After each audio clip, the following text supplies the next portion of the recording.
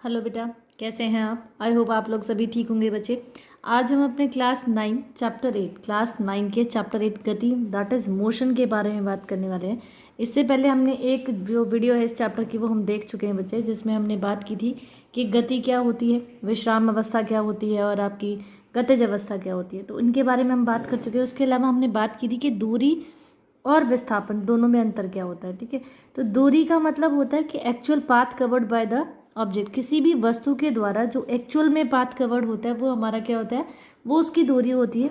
और विस्थापन क्या होता है बेटा, द शॉर्टेस्ट डिस्टेंस। सबसे इंपॉर्टेंट बात, जो शॉर्टेस्ट डिस्टेंस होता है कवर्ड बाय द ऑब्जेक्ट। किसी भी ऑब्जेक्ट, जैसे मेरे पास यहाँ पर कोई वस्तु ए पॉइंट से चली है और वो बी पॉइंट पर पहुँच गई है, तो यहाँ उसने 3 किलोमीटर की दूरी तय की है और यहाँ उसने 4 किलोमीटर की दूरी तय की है। ठीक है, तो अगर मैं कहूँ इसकी दूरी कितनी है, तो डिस्टेंस जिसको हम एस से मापते हैं, डिस्टेंस हमारे पास हो जाएगा बेटा 3 + 4 दैट इज 7 किलोमीटर। कितना हो जाएगा? 7 किलोमीटर हो जाएगा। ठीक है, लेकिन अगर मैं इसके विस्थापन की बात करूँ, डी एस इज द विस्थापन। अगर मैं डी एस की बात करूँ तो वो हमारे पास क्या हो जाएगा बेटा, पाइथागोरस थ्योरम लगकर 3 का स्क्वायर + 4 का स्क्वायर, तो ये आपके पास हो जाएगा 9 + 16 दैट इज़ 25 और आंसर आपके पास निकल के आता है 5। कितना निकल के आया बेटा? 5। तो ये हमारे पास शॉर्टेस्ट डिस्टेंस कितना हुआ? 5 किलोमीटर। जबकि उसकी दूरी है 7 किलोमीटर तय की उसने इसे यहाँ पे बी और ये सी पॉइंट तक जाने में, लेकिन शॉर्टेस्ट डिस्टेंस ये था, तो ये हमारे पास डिस्प्लेसमेंट होती है, मतलब ये विस्थापन होता है। ठीक है, आई होप आपको ये अभी तक समझ आया होगा बेटा। अगर अभी तक आपने मेरे चैनल को सब्सक्राइब नहीं किया है तो आप नीचे दिए हुए लिंक पर क्लिक करके मेरे चैनल को सब्सक्राइब कर सकते हैं। मेरे चैनल का नाम है बियॉन्ड इमेजिन पॉइंट।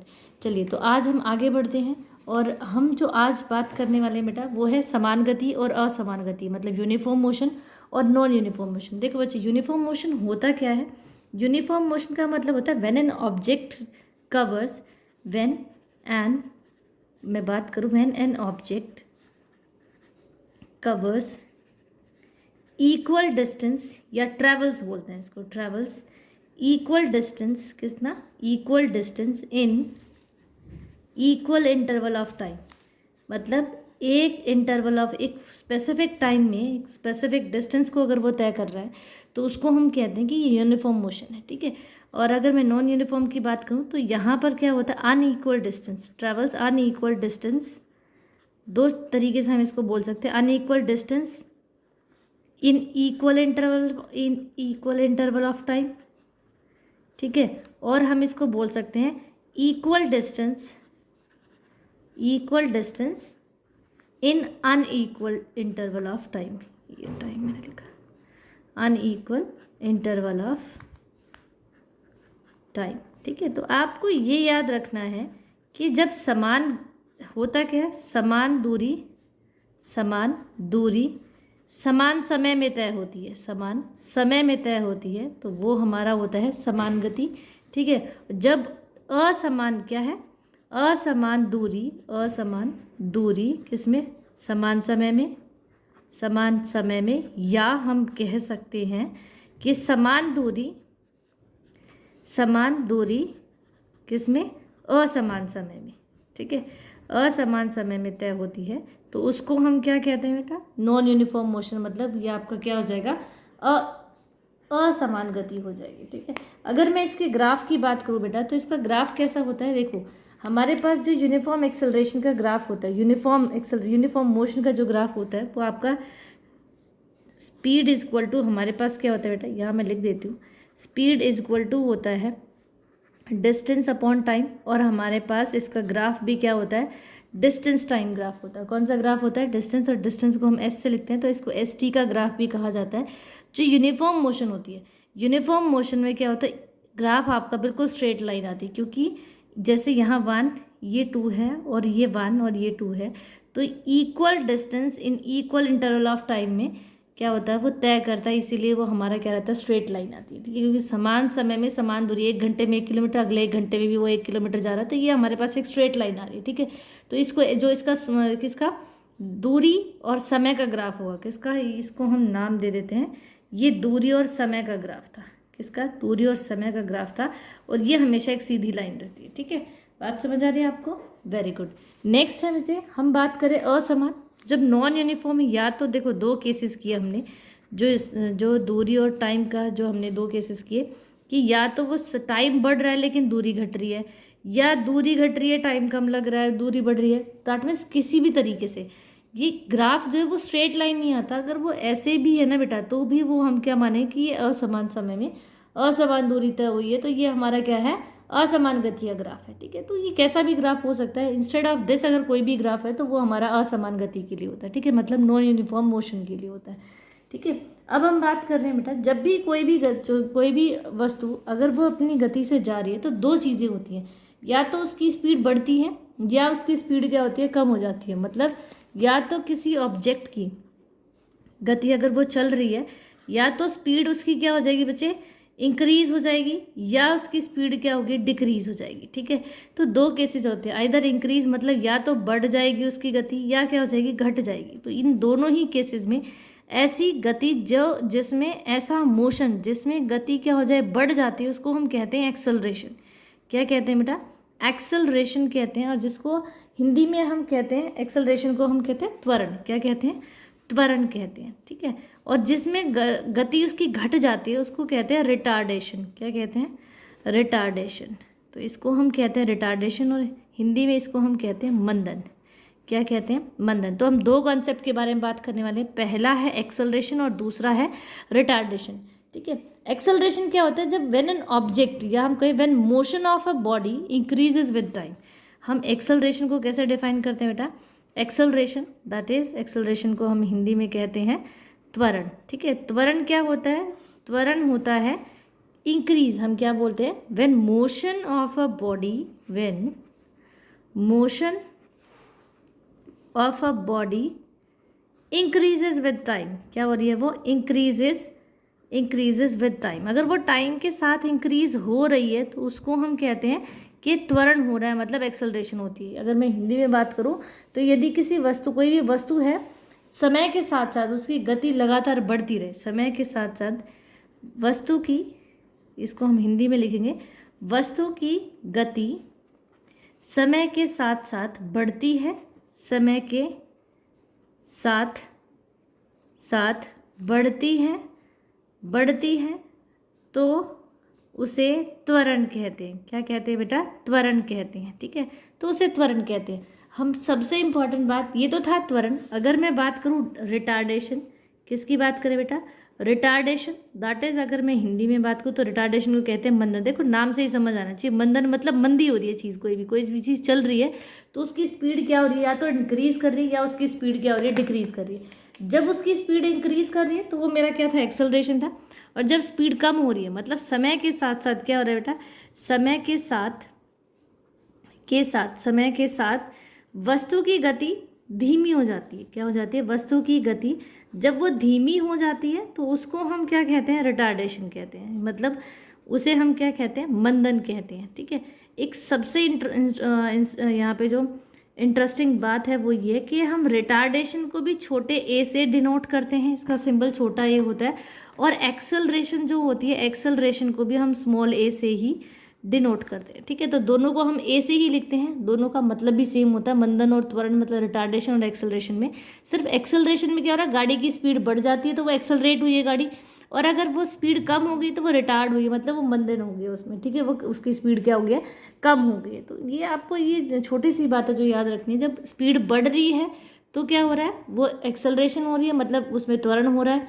जब स्पीड कम हो रही है तो उसमें रिटार्डेशन हो रही है, मतलब उसमें मंदन हो रहा है। ठीक है, स्पीड इज इक्वल टू हमारे पास क्या था बेटा, आपको याद रखना है, स्पीड इज इक्वल टू हमारे पास, स्पीड मतलब इसको हम कहते हैं चाल। चाल बराबर हमारे पास क्या था, दूरी बटे समय। क्या था बच्चे, दूरी बटे समय था हमारे पास, मतलब जितनी दूरी उसने तय की है तो हम इसको लिख सकते हैं v बराबर s बटे t था आपके पास, है ना। चाल बराबर क्या था, दूरी बटे समय था, तो इसको हम ये लिख सकते हैं कि ये दूरी बटे समय है। ऐसे ही अगर मैं बात करूँ औसत चाल की, ठीक है, यहाँ पर ये तो है आपके पास चाल निकालने का फॉर्मूला। अगर आपको एक्सेलरेशन निकालनी है, कितनी गाड़ी में टाइम के साथ साथ कितनी इंक्रीज हुई है स्पीड और कितनी डिक्रीज हुई है, तो इसके कंसेप्ट के लिए देखो बेटा, जैसे आपके पास एक गाड़ी है, यहाँ पर ये आपके पास एक गाड़ी है और ये ये चल रही है यहाँ पर 40 किलोमीटर पर आवर की स्पीड से चल रही है, ठीक है। इसकी स्पीड कितनी है, 40 किलोमीटर पर आवर की गति से ये चल रही है।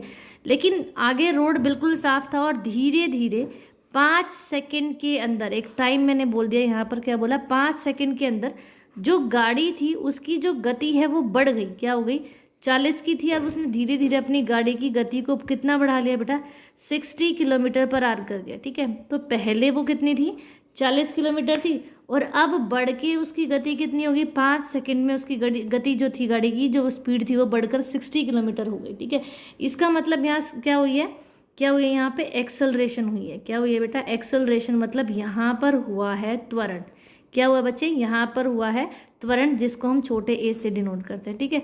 तो गाड़ी क्या हुई है, स्पीड बढ़ गई, तो इसको हम बोलते हैं त्वरण। लेकिन अगर सेम सिचुएशन में बात करूँ कि एक गाड़ी है जो यहाँ पर 80 किलोमीटर पर आवर की गति से चल रही है, ठीक है, जिसकी स्पीड 80 किलोमीटर पर आवर है, लेकिन वो मैं कहूँ 5 सेकंड के अंदर उसको कुछ सामने से कोई चीज़ आती हुई नजर आई, भीड़ नजर आई, तो उसने अपनी गाड़ी, उसने क्या किया, ब्रेक पर पैर रखा धीरे धीरे और गति को कम कर दिया, स्पीड को कम कर दिया। जो पहले 80 किलोमीटर की स्पीड से चल रही थी, अब वो 40 किलोमीटर प्रति घंटे की स्पीड पे आ गई, ठीक है। तो हुआ क्या है, यहाँ पर 5 सेकंड के अंदर जो गाड़ी की स्पीड थी वो 80 से कितनी होगी, 40 होगी। इसका मतलब यहाँ पर हुई है रिटार्डेशन। क्या हुआ बच्चे, रिटार्डेशन। रिटार्डेशन को हम हिंदी में कहते हैं, यहाँ हुआ है मंदन। क्या हुआ है बच्चे, मंदन। इसको भी हम ए से ही डिनोट करते हैं। सिर्फ फर्क ये रहता है बेटा, एक्सेलरेशन का आंसर हमेशा पॉजिटिव आता है और रिटार्डेशन का जो आंसर है वो हमेशा नेगेटिव आता है। नेगेटिव साइन ये शो करता है कि यहाँ पर रिटार्डेशन हुई है, मतलब मंदन हुआ है, और पॉजिटिव साइन ये शो करता है कि यहाँ पर गति बढ़ गई है, मतलब यहाँ पर क्या हुआ है, एक्सेलरेशन हुआ है, ठीक है, मतलब यहाँ त्वरण हुआ है। अब इसको निकालने का फॉर्मूला क्या होता है, देखो बेटा, जब शुरुआत में गाड़ी किसी स्पीड से चल रही थी, तो जो शुरुआत में इसकी जो गाड़ी की स्पीड थी, इसको हम कहते हैं शुरुआती वेग। क्या कहते हैं, ये था शुरुआती वेग था। क्या था बच्चे, ये इसका शुरुआती वेग था, मतलब इसको हम कहते हैं इनिशियल वेलोसिटी। ये क्या थी, इनिशियल वेलोसिटी थी। लेकिन कुछ समय के बाद, टाइम मैंने जैसे यहाँ 5 सेकंड दिया, तो मैंने कहा कुछ समय के बाद क्या हुआ, कुछ समय के बाद जो गाड़ी की जो स्पीड थी वो कितनी हो गई, 40 हो गई, ठीक है।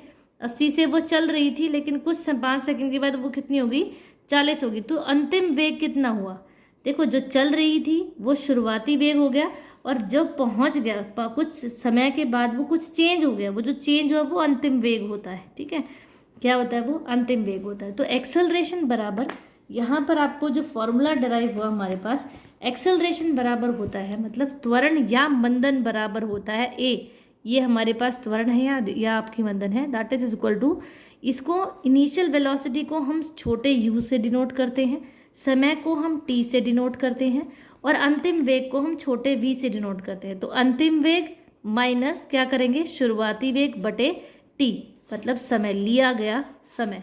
तो इसको हम कहते हैं कि एक्सेलरेशन या रिटार्डेशन होता है शुरुआती वेग माइनस अंतिम वेग, नहीं, अंतिम वेग माइनस शुरुआती वेग बटे समय, ठीक है। तो ये हमारे पास क्या होता है, एक्सेलरेशन होता है। और एक्सेलरेशन की जो यूनिट होती है, एसआई यूनिट की अगर मैं बात करूँ यहाँ पर एक्सेलरेशन की, तो एसआई यूनिट होती है मीटर पर सेकंड स्क्वायर होता है। इसको हम ऐसे भी लिख सकते हैं और हम इसको ऐसे भी लिख सकते हैं, दोनों का मतलब बिल्कुल बराबर होता है, पर सेकंड स्क्वायर होता है, ठीक है बेटा। एक नंबर में बहुत बार पूछ लिया जाता है कि शुरू जो एक्सेलरेशन है उसकी ऐसा यूनिट क्या होती है, ठीक है। तो जैसे अगर मैं यहाँ बात करूँ, मैं एक क्वेश्चन आपको यहाँ पर छोटा सा क्वेश्चन करा देते हैं इसके बेस पर ही। जैसे कोई गाड़ी है, जैसे कोई गाड़ी चल रही है, वो इनिशियली वो 54 किलोमीटर, उसका जो शुरुआती वेग है वो उसने कि वो 54 किलोमीटर पर आवर की गति से वो चल रही थी, 54 किलोमीटर आवर की गति से। लेकिन उसने क्या किया, उसने 3 सेकंड के अंदर अपनी गति को बढ़ा लिया, जो 54 था वो 72 किलोमीटर पर आवर हो गया। कितना हो गया, 72 किलोमीटर पर आवर हो गया। तो ये जो शुरुआत में चल रही थी, ये मेरा क्या है बेटा, यू। तो यू की वैल्यू है 54 किलोमीटर पर आवर, क्योंकि किलोमीटर पर आवर में दिया है तो इसको हम चेंज कर लेंगे मीटर पर सेकंड, और मीटर पर सेकंड में चेंज करने के लिए हम इसको करेंगे 5/18 से गुना। 18 3 54 होते हैं, 3 5 15, तो ये हो गया आपका 15 मीटर पर सेकंड। कितना हो गया बेटा, 15 मीटर पर सेकंड हो गया। अब इसका अंतिम वेग कितना है, अंतिम वेग देखिए कितना हो गया, वो 72, मतलब वो बढ़ गई ना, बढ़ने के बाद 72, तो वो अंतिम वेग हो गया, वो मेरा 72 किलोमीटर पर आवर था। तो यहाँ पर 72 को भी हम चेंज करेंगे 5/18 करके, तो 18 चौक 72 और 4 पंजे 20। तो ये मेरे पास क्या निकल गई बेटा, उनका वेग निकल गया। शुरुआती वेग हो गया 15 और अंतिम वेग हो गया मेरा 20। और जो लिया गया समय था वो कितना था बच्चे, लिया गया समय कितना है, 3 सेकंड का है। तो आपके पास जो हमारे पास टाइम भी निकल गया है, ठीक है। तो आपके पास फॉर्मूला क्या है, A बराबर V माइनस यू बटे टी। अब V हमने निकाल दिया कितना बेटा, 20। कितना निकल गया हमारे पास 20 माइनस U कितना है 15 बटे टाइम कितना ले लिया बेटा 3 सेकंड का। तो V हो गया मेरा 20, U हो गया 15 और टाइम कितना हो गया 3 सेकंड का। तो ये आपके पास निकल गया 5/3 मीटर पर सेकंड स्क्वायर, ठीक है। तो ये इसकी वैल्यू आ गई और आप इसको डिवाइड करेंगे तो ये 1.66 मीटर पर सेकंड स्क्वायर आएगा, ठीक है। तो इस तरीके से आप कोई भी किसी भी वस्तु का त्वरण या मंदन निकाल सकते हैं, क्योंकि देखो आंसर पॉजिटिव आया तो मतलब डेफिनेटली ये क्या होने वाला है, त्वरण हुआ है, मतलब यहाँ पर क्या हुई है, एक्सेलरेशन हुई है, ठीक है। तो इस तरीके से जैसे एक और क्वेश्चन है, रिटार्डेशन के लिए भी एक क्वेश्चन ले लेते हैं। और रिटार्डेशन के लिए एक क्वेश्चन है कि कोई वस्तु है जो यहाँ पर हम बोल देते हैं कि 108 किलोमीटर प्रति घंटे की गति से वो चल रही थी। 108 किलोमीटर की गति मतलब स्पीड जो उसकी वेलोसिटी है वो 108 किलोमीटर की गति से वो चल रही है। और वो यहाँ पर कितने 6 सेकंड के अंदर, कितने सेकंड के अंदर, 6 सेकंड के अंदर क्या करती है, उसको कुछ भीड़ मिली और 6 सेकंड के अंदर वो क्या करती है, अपनी गाड़ी की स्पीड को कम कर लेती है, ठीक है। जो गाड़ी की स्पीड कम हो गई है वो कितनी होगी बेटा, वो 54 किलोमीटर पर आवर हो गई, ठीक है। वो चल रही थी कितने से, 108 से, और अब हो कितनी गई, वो 54। तो जो चल रही थी ये मेरा शुरुआती वेग है, तो यू की वैल्यू कितनी होगी बेटा, 108 किलोमीटर पर आवर हो गई। और मैं वी की बात करूँ तो वी मतलब अंतिम वेग कितना हो गया, जो चेंज होने के बाद वो 54 किलोमीटर पर आवर हो गया, ठीक है। 54 किलोमीटर वो पर आवर हो गया। तो पहले इसको मीटर पर सेकंड में बदलेंगे, क्योंकि एक्सेलरेशन मीटर पर सेकंड स्क्वायर में होता है। 108 है तो 108 को जब आप चेंज करेंगे, देखो बच्चे छोटी सी बात है, ये याद रखनी है आपको। जब आप किलोमीटर पर आवर से मीटर पर सेकंड में आएंगे तो आप अपने आंसर जो भी वैल्यू है उसको 5/18 से गुणा करेंगे, ठीक है। लेकिन अगर आप देखो बड़े से जब छोटे में गए तो आपने गुणा किया 5/18 से, जब आप किससे छोटे से बड़े से छोटे में गए तो 5/18, जब छोटे से बड़ी यूनिट मतलब मीटर पर सेकंड से आप किलोमीटर पर आवर में जाएंगे तो आप उसको क्या करेंगे 18/5 से गुणा करेंगे और डायरेक्ट आपका आंसर कन्वर्ट हो जाएगा, ठीक है। तो यहाँ पर हमने 108 को किससे करेंगे 5/18 से, तो 18 6 108 होते हैं, 18 6 एंड 6 5 30, दैट इज ये आ गया 30 मीटर पर सेकेंड, ठीक है। और यहाँ मैं बात करूँ 54 है तो 54 को भी हम 5/18 से गुना करेंगे, 18 3 54 3 5 15 मीटर पर सेकंड आ गया भाई, ठीक है। तो ये आपके पास u मतलब शुरुआती वेग, ये आपका v दैट इज अंतिम वेग, और समय मैंने क्या कहा कितने सेकंड में, 6 सेकंड में। तो टाइम हो गया हमारे पास 6 सेकंड का। तो यहाँ पर आपको क्या निकालनी है, एक्सेलरेशन निकालनी है। तो यहाँ जो एक्सेलरेशन निकालनी है, एक्सेलरेशन का हमारे पास फॉर्मूला, एक्सेलरेशन हुई है या रिटार्डेशन हुई है, देखो स्पीड ज़्यादा थी कम होगी तो ऑब्वियसली रिटार्डेशन हुई, मतलब मंदन हुआ। तो फॉर्मूला हमारे पास सेम है, a बराबर क्या होता है बेटा, v माइनस यू बटे टी। अब v मतलब अंतिम वेग माइनस शुरुआती, अंतिम वेग मेरा कितना हो गया बच्चे यहाँ पर 15 मीटर पर सेकंड हो गया, माइनस शुरुआती वेग कितना है 30, और समय कितना हुआ बेटा 6 सेकंड का, ठीक है। तो ये 15 में से 30, तो ये -15/6 आएंगे, 3 दूनी 6 3 पंजे 15, आपके पास आया -5/2 मीटर पर सेकंड स्क्वायर, और इसको हम कन्वर्ट करें तो -2.5 मीटर पर सेकंड स्क्वायर। तो ये आपके पास निकल गया, ए की वैल्यू निकल गई बेटा 2.5 माइनस में है मीटर पर सेकंड स्क्वायर। और ये जो माइनस का साइन है ये इंडिकेट करता है कि यहाँ पर हुआ है मंदन। क्या हुआ बेटा, मंदन, मतलब यहाँ पर हुई है रिटार्डेशन। क्या हुई है बच्चे, रिटार्डेशन हुई। आई होप आपको ये सारी चीज़ें समझ आ रही होंगी। छोटी छोटी कैलकुलेशंस हैं जो आपको याद रखनी है। कोई भी क्वेश्चन अगर आपको निकालना है तो आपको ये चीज़ें आपको बिल्कुल सटीक हैं और आपको याद होनी चाहिए। एक छोटी सी बात, मुझे लगता है कि बच्चों को बहुत प्रॉब्लम आती है कि वो किलोमीटर, जैसे एक छोटा सा क्वेश्चन ज़रूर हर बारी पेपर में आता है, और ये छोटी सी ट्रिक भी थी जो मैंने आपको बता भी दिया, लेकिन एक क्वेश्चन मैं आपको यहाँ करा ही देती हूँ इसके लिए। जैसे ये दिया गया कि 108 आपके पास लिखा है बेटा, 108 किलोमीटर पर आवर को आप किस में चेंज करना है, आपको वो मीटर पर सेकंड में बदलना है, ठीक है। तो देखो 108 और किलोमीटर पर आ रहा है, 108 तो हम एज इट इज़ लिखेंगे, किलोमीटर में कितने मीटर होते हैं बेटा, 1000 मीटर होते हैं, और 1 घंटे में 60 मिनट, और 1 मिनट में क्या होते हैं 60 सेकंड, क्योंकि सेकंड में बदलना तो 60 × 60 करेंगे। तो इसको हम लिख सकते हैं 108 × 1000 बटे ये हो गया 3600। अब 2 जीरो से तो 2 जीरो कट गई, ठीक है। 18 तो ये 54 होंगे आपके पास, और ये 6 और ये 3 ये 2, दैट इज़ ये आपके पास आ गया बेटा 20 मीटर पर सेकंड। कितना आ गया? 20 मीटर पर सेकंड। एक और इम्पॉर्टेंट बात, जब आप किलोमीटर पर आवर से, देखो यहाँ तो पूरी कैलकुलेशन करनी पड़ेगी, लेकिन हम डायरेक्ट भी कर सकते हैं। किलोमीटर पर आवर से जब आप मीटर पर आवर में, मीटर पर सेकंड में जाते हैं, तो देखो आपको करना क्या है, 1000 बटे 3600 से आपको उसको क्या करना, गुणा करना है।